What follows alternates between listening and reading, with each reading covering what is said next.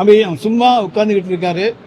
அவரை பார்த்தபொழுது எங்களுக்கு சட்டமன்றத்தில் ஒரு பயந்த சுபாவத்தோடு, ஒரு அச்சத்தோடு, அச்ச உணர்வோடு உட்கார்ந்திருப்பதை போன்ற ஒரு தோற்றம்தான் எங்களுக்கு தோன்றியது. வெளியே வந்து அவர் பேசிய அந்த தைரியமான பேச்சுக்கள் சினிமா வசனங்களாகவும், சட்டமன்றத்துக்குள்ளே அவர் அமர்ந்திருந்தது மிகவும் ஒரு அச்ச உணர்வோடு, ஒரு பயங்கலந்த உணர்வோடு இருப்பதாகத்தான் எங்களுக்கு தோன்றுகிறது. அரசியல்வாதி இந்த சூழ்நிலையில வந்து இந்த 5 ஆண்டு காலம் இந்த அரசு வந்து சக்சஸ்ஃபுல்லா ரன் ஆகுமா? போக போக தெரியும். அதிமுக ஆட்சி அமைக்கிறது திமுக சப்போர்ட் பண்ணுச்சு அப்படின்னு மறைமுக ஒரு குற்றச்சாட்டு சொல்றாங்க. நிச்சயமாக கிடையாது. நாங்கள் அப்படி ஒரு முடிவை எடுக்கவே மாட்டோம். எங்களுக்கு ஒரு தரம் இல்லை, 2 தரம் ஆட்சியை இழந்தவர்கள்.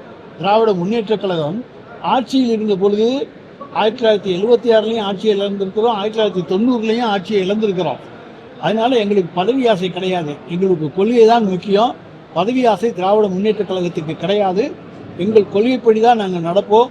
பதவிக்காக நாங்கள் எந்த காம்ப்ரமைஸுக்கும் போக மாட்டோம்.